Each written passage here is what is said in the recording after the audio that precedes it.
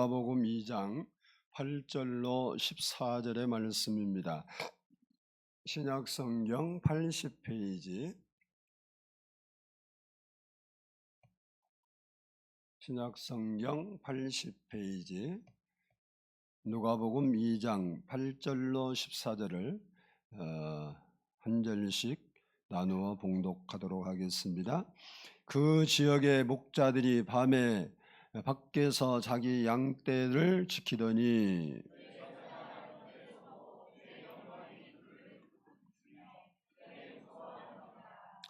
천사가 이르되 무서워하지 말라. 보라, 내가 온 백성에게 미칠 큰 기쁨의 좋은 소식을 너희에게 전하노라.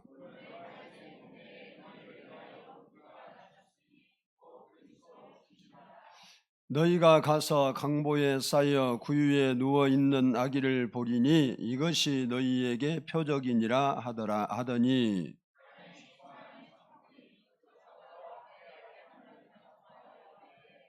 지극히 높은 곳에서는 하나님께 영광이요 땅에서는 하나님이 기뻐하신 사람들 중에 평화로다 하니라. 아멘. 이 시간에는 성가대의 찬양이 있겠습니다.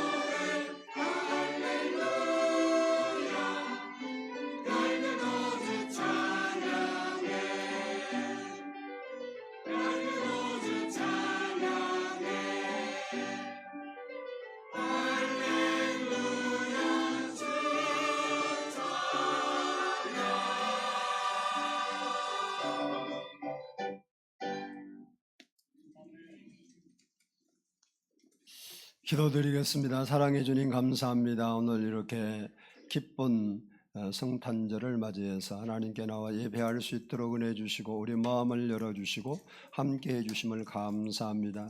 우리는 오늘 이 성탄 예배가 우리에게 큰 기쁨의 소식이 되도록 은혜를 베풀어 주옵소서. 우리와 늘 함께하신 하나님, 오늘 또 함께하신 은혜를 우리에게 나타내 주시고 주께서 아버지 영광을 받으시며 우리에게 풍성한 은혜로 더하여 주옵소서. 예수 그리스도의 이름으로 감사하며 기도드리옵나이다. 아멘. 할렐루야. 우리 옆사람과 한번 인사하겠습니다. 메리 크리스마스. 네, 이렇게 하라니까 다시 오늘 기쁜 날이니까 시작. 네, 얼굴은 이러면 안 되지. 큰 기쁨의 좋은 소식을 전해주는 성탄절을 맞이해서 온누리와 여러분 위에 성탄의 기쁨이 충만하기를 축복합니다. 우리는 매일매일 많은 소식을 들으며 살아갑니다. 어떤 소식은 우리를 아프게 하고 짜증나게 하고 또 실망하게도 합니다. 그러나 어떤 소식은 희망을 품게 하고 평안하게 하고 기쁘게 합니다. 그런데 오늘 본문 말씀을 보면 하루 종일 들판에서 양을 먹이고 돌보고 지키는 고달픈 직업을 가진 목자들에게 하나님께서 천사를 보내서 온 백성에 비칠 큰 기쁨의 소식을 전해 주셨습니다. 그들은 양을 지키기 위해서 집에서 편히 쉴 수도 없고 양들과 함께 밖에서 밤을 지새워야 하는 그런 사람들이었습니다. 그런데 그날 밤 그들이 생전 처음 경험하는 목격하는 광경을 오늘 본문이 우리에게 가르쳐주고 있습니다. 먼저는 주의 영광이 그들을 두루 덮었습니다. 오늘 본문 9절을 보면 주의 영광이 그들을 두루 비추매, 이 영광은 광채라는 말입니다. 그날 밤에 캄캄하고 별들이 있었겠지만 캄캄한데 갑자기 환한 빛난 빛이 목자들을 두루 이렇게 비춘 거예요. 이런 현상은 하나님의 임재의 모습으로 성경에는 기록이 되었습니다. 예수님께서도 변화산성에 올라가셨을 때 이런 변화의 현상이 일어났습니다. 마태복음 17장 5절을 보면 말할 때 호련히 빛난 구름이 그들을 덮으며 구름 속에서 소리가 나서 이르되 이는 내 사랑하는 아들이요 내 기뻐하는 자니 너희는 그의 말을 들으라 하시는지라 라고 했습니다.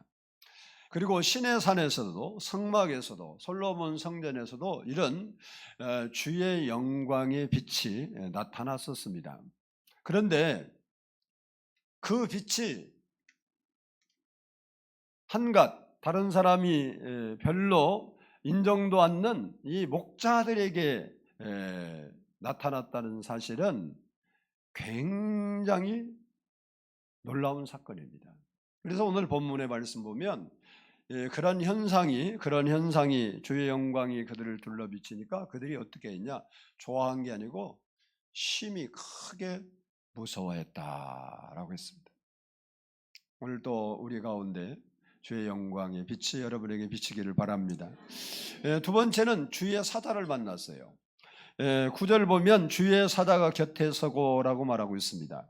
목자들이 그 광채에 의해서 압도되어서 지금 크게 두려워하고 있는데 그 빛 속에 누군가가 있는 것을 발견하게 됩니다. 그를 오늘 9절에서는 주의 사자라 했고 10절에서는 천사라 이렇게 설명해 주고 있습니다. 성경에는 하나님의 소식을 전하는 천사들이 종종 이렇게 자주 등장을 합니다. 성탄과 관련해서도 세례 요한의 그 잉태를 전하기 위해서 제사장, 그의 아버지인데 제사장 사가랴에게 천사가 나타났습니다. 또 이 동정녀 마리아에게 예수님의 탄생의 그 소식을 알려주기 위해서 가브리엘 천사가 나타납니다. 뿐만 아니라 약혼녀 마리아가 잉태했다는 소식을 듣고 이 요셉이 많이 고민하고 있을 때 그때 그에게도 나타납니다. 마태복음 1장 20절을 보면 이 일을 생각할 때 주의 사자가 현몽하여 이르되 다윗의 자손 요셉아 네 아내 마리아 데려오기를 무서워하지 말라 그에게 잉태된 자는 성령으로 된 것이니라 라고 했습니다. 이렇게 특별한 경우에 주의 사자 천사들이 사람들에게 나타난 경우가 있는데 이 들에서 양치는 목자들이 자기들에게 천사 주의 사자가 나타나리라는 생각을 꿈에나 했겠어요.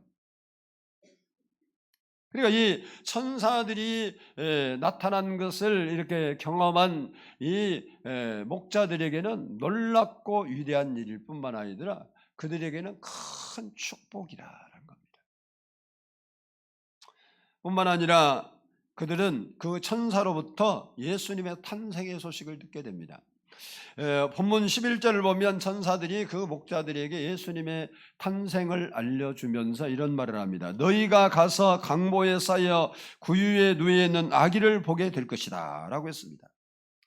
사실 이 세상에 구주가 탄생한 그 사건을 하나님께서 제일 먼저 알리고 싶은 사람들이 있었다면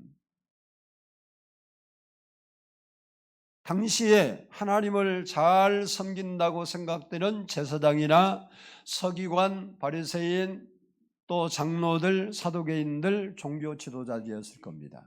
그런데 하나님은 천사를 그들에게 보내지 않았어요. 그리고 저 들판에 양치는 목자들에게 보냈습니다. 그 이유가 무엇일까? 그것은 하나님을 잘 섬긴다는 그들은 구주 탄생에 관심이 없었어요. 오늘도 우리가 하나님을 예배하면서도 하나님께 관심이 없으면 이게 문제가 심각한 거예요. 그리고 그들에게는 알려줘도 찾아가지 않을 사람들이었기 때문에 안 알려줬어요. 그리고 순종할 준비가 되어 있는 목자들에게 알려준 거예요. 본문 15절로 16절을 보면 천사들이 떠나 하늘로 올라가니 목자가 서로 말하되 이제 베들레헴으로 가서 주께서 우리에게 알리신 바 이 일이 이루어진 것을 보자 하고 빨리 가서라고 했습니다.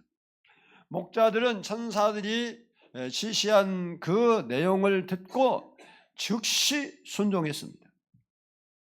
사실 유대인의 왕이고 그리고 인류를 구원할 구주가 그 촌구석 베들레헴에 그것도 구유에 태어난다는 것은 누가 들어도 믿기 어려운 사실이었어요.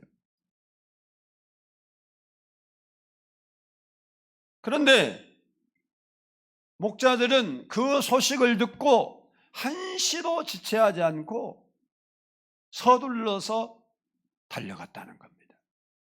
반면에 예루살렘에 있었던 제사장이나 서기관이나 장로들, 하나님을 잘 섬긴다는 당시의 사람들은 예수님이 베들레헴에, 이 목자들은 베들레헴에 예수님이 오실지 안 오실지 오늘날 성경 공부를 하고 성경이 있어서 아는 게 아니기 때문에 몰라.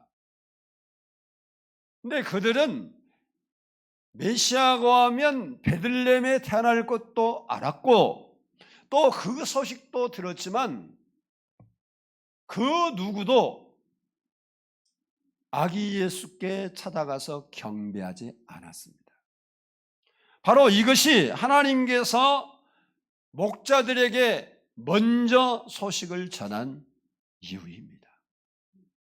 하나님은 지금도 믿음으로 즉각 순종하는 사람들에게 기쁨의 소식으로 오신다는 걸 알아야 돼요. 하나님의 놀라운 축복과 은혜는 항상 순종하는 자에게 주신다는 사실을 우리가 기억하고 순종의 사람이 될 수 있기를 축복합니다. 그렇다면 왜 예수님의 탄생이 온 백성에게 미칠 큰 기쁨의 소식일까? 그 부분을 살펴보려고 합니다. 먼저는 따라서 합시다. 오랫동안 기다렸던 소식이었다. 에덴 동산에서 인간이 죄를 짓고 타락한 때부터 하나님은 인류를 구원할 진정한 구원자 메시아를 보내주실 것을 약속을 하셨습니다. 창세기 3장 15절을 보면 내가 너로 여자와 원수가 되게 하고 내 후손도 여자의 후손과 원수가 되게 하리니 여자의 후손은 내 머리를 상하게 할 것이요 너는 발꿈치를 상하게 할 것이니라 라고 말씀했습니다. 이때부터 시작해서 말라기 선지자에 이르기까지 메시아를 보내주신다는 그 약속의 말씀은 구약 성경 안에 무수하게 많이 들어있습니다. 따라서 이스라엘 백성들은 메시아가 분명하게 오실 것을 믿었고 또한 기다리고 있었습니다. 특히 이스라엘 백성들이 삶이 힘들고 고달프고 또 그들이 고통에 직면할 때마다 메시아가 오면 이 문제를 다 해결할 것이다 라는 희망을 가지고 그들이 어려울 때마다 더 그 메시아를 기다렸던 거예요. 그런데 지금 유대 백성들은 로마의 식민 통치로 고통을 당하고 있었던 때입니다. 그렇기 때문에 그 어느 때보다도 메시아를 그들이 사모하고 동경했던 거예요. 그러니 예수님의 탄생은 힘겨워하는 사람들에게는 큰 기쁨의 좋은 소식이 아닐 수 없습니다.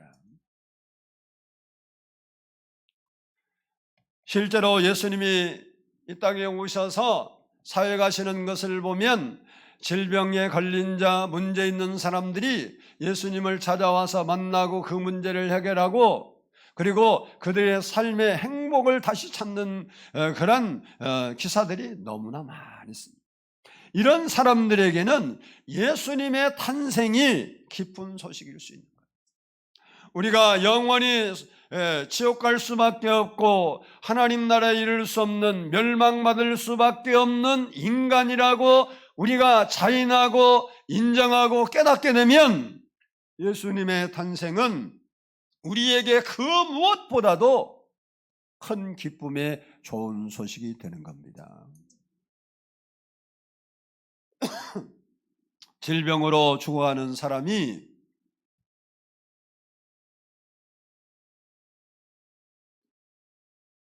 죽을 수밖에 없는데 예수님을 만나고 고침받았다면 그 사람은 예수님의 탄생이 큰 기쁨의 소식이 되는 거예요. 따지고 보면 우리 모두에게는 우리가 예수 그리스도를 바로 알고 신앙을 바로 가지고 있다고 하면 예수 그리스도의 탄생은 이 세상의 그 무엇보다도 큰 기쁨의 소식이 될 수 있습니다. 둘째는 따라서 합시다. 구주가 나신 사건이기 때문이다. 우리 본문 11절을 한번 보도록 하겠습니다. 11절 시작.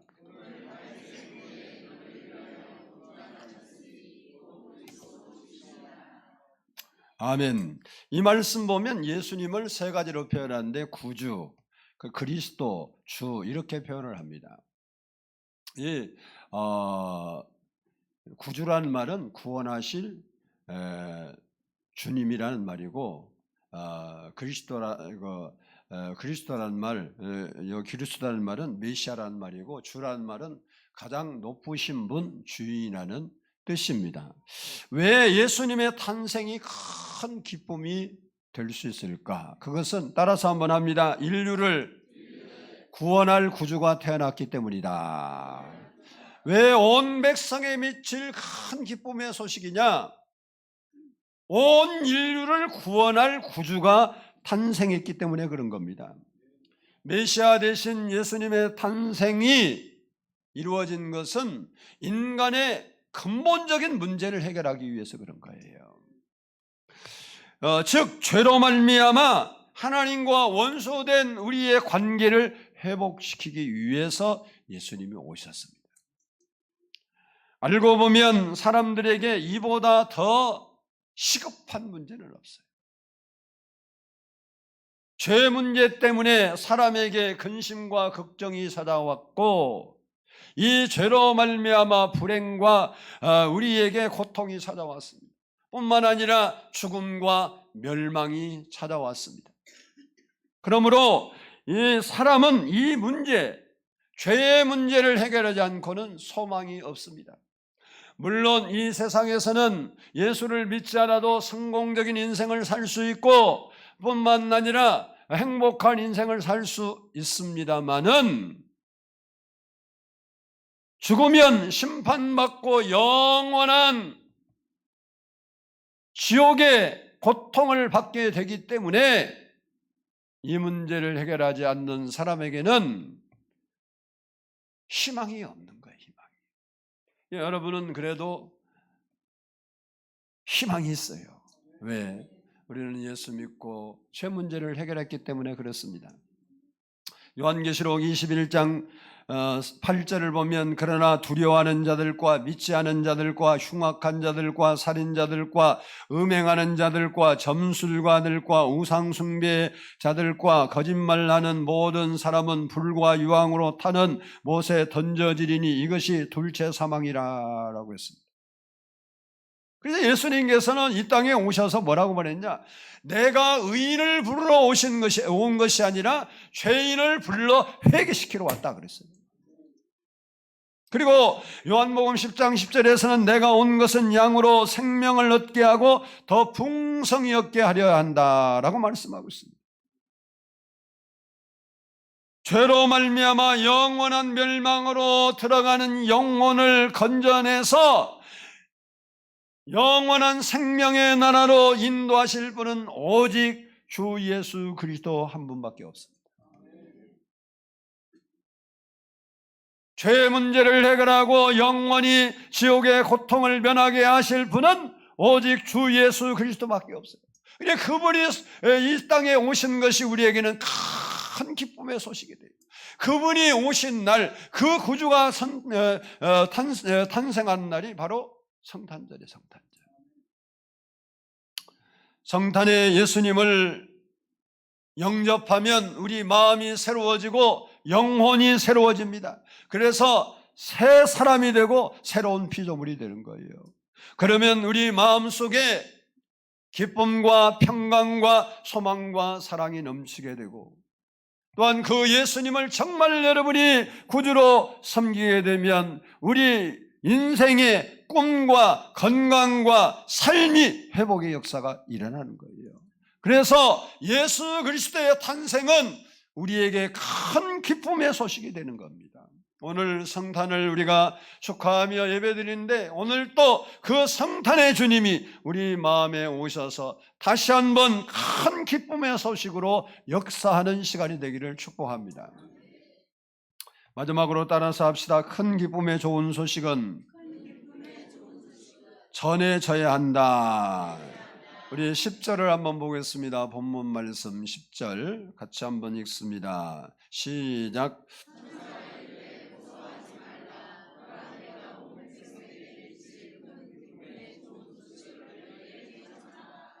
아멘. 우리는 천사가 전해준 큰 기쁨의 좋은 소식을 먼저 받은 수혜자들입니다. 우리가 예수를 믿고 하나님의 자녀가 되었고 하나님께 기뻐하심을 입은 자들이 되었습니다. 죄 문제를 이 사죄함을 통해서 우리의 영혼이 구원을 받았고 마귀에게 종로를 닫은 우리가 하나님의 자녀가 되었습니다. 세상에서는 몰라도 영원한 영생에서 소망이 없는 우리가 영원한 소망을 갖게 되었고, 전에는 어둠이었는데 이제 우리가 빛의 자녀가 된 것입니다. 이 모든 축복이 예수님께서 이 땅에 오심으로 이루어진 거예요. 예수님께서 이 땅에 오시지 않았으면 우리는 지금도 어둠 속에서 헤매일 것입니다. 그리고 우리는 영원한 소망이 없어요. 내가 인정하든지 안 하든지 살아 한 번 죽는 것은 사람에게 청한 것이요 그 후에는 심판이 있다고, 심판받고 영원한 지옥에 갈 수밖에 없는 운명이 우리의 운명이에요. 그런데 예수님이 오심으로 말미암아 그 문제를 해결해 줬고 우리가 영원한 생명을 얻고 그리고 영생의 은혜를 입어 살 수 있도록 해 주신 거예요. 그러니 예수님의 오신 소식이 우리에게 큰 기쁨의 소식이 아닐 수 없어요. 그러므로 우리가 해야 할 일은 뭐냐? 우리가 해야 할 일은 주의 천사가 한 것처럼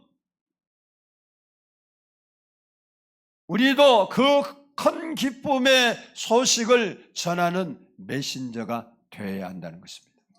주의 천사가 하나님의 보내심을 받은 것처럼 우리는 예수 그리스도의 보내심을 받은 사람입니다.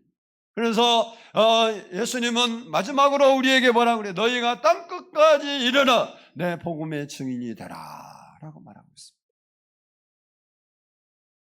그러므로 우리는 우리가 받은 그 큰 기쁨의 좋은 소식을 또 알지 못하는 사람들에게 전하는 사람이 되어야 한다는 사실입니다.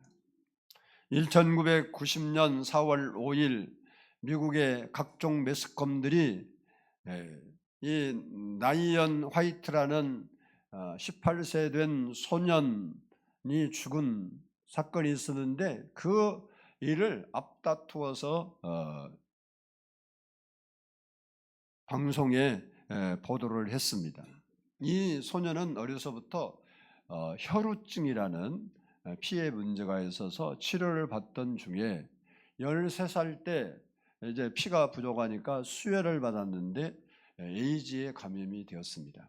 나이언은 에이즈에 감염된 후로 그는 자신처럼 자신의 잘못이 아니라 남에 의해서 이렇게 에이즈에 걸린 사람이 있음을 세상에 알리면서 에이즈에 대한 연구의 중요성과 그리고 감염성에 대한 정확한 교육이 중요하다고 주장을 했어요.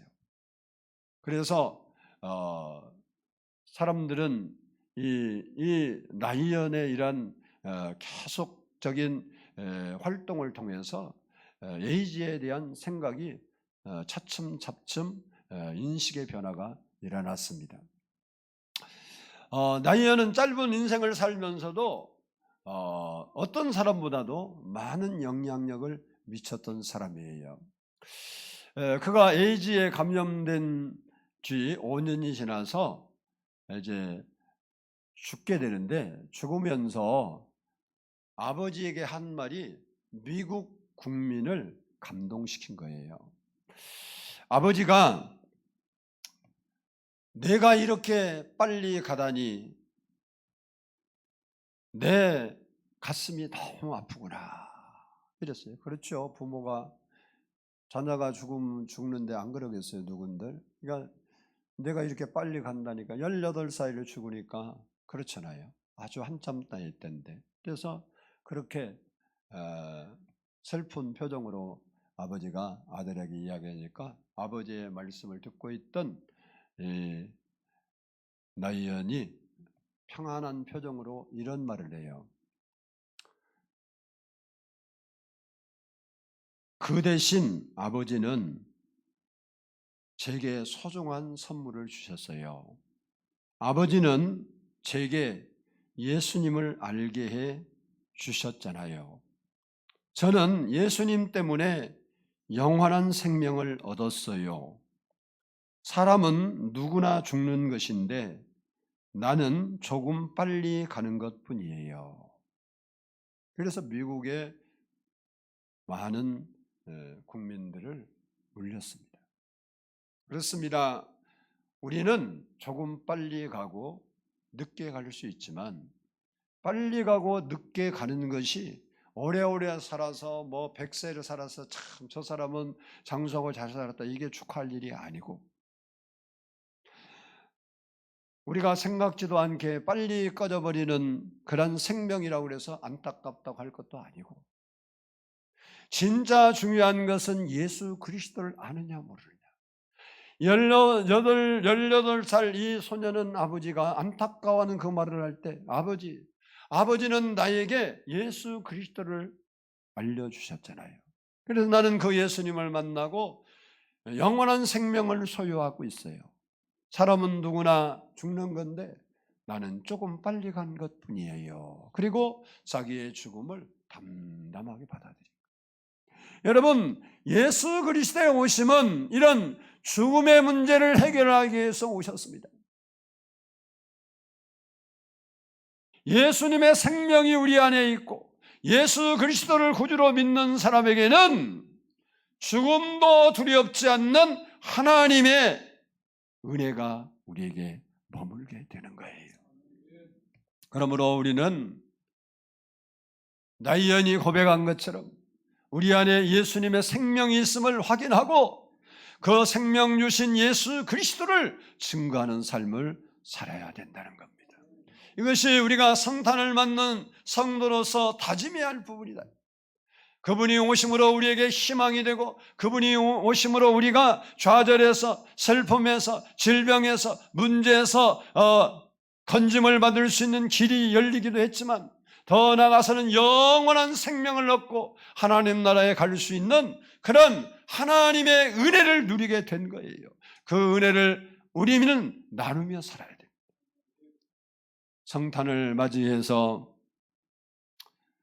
구주 예수님을 보내주신 하나님께 감사하고 그분에게 영광 돌릴 뿐만 아니라 이 큰 기쁨의 좋은 소식을 전하는 증인으로 살아가는 우리 성도들이 되기를 주의 이름으로 축복합니다. 기도하겠습니다. 사랑의 아버지 하나님 감사합니다. 오늘도 이렇게 저희가 성탄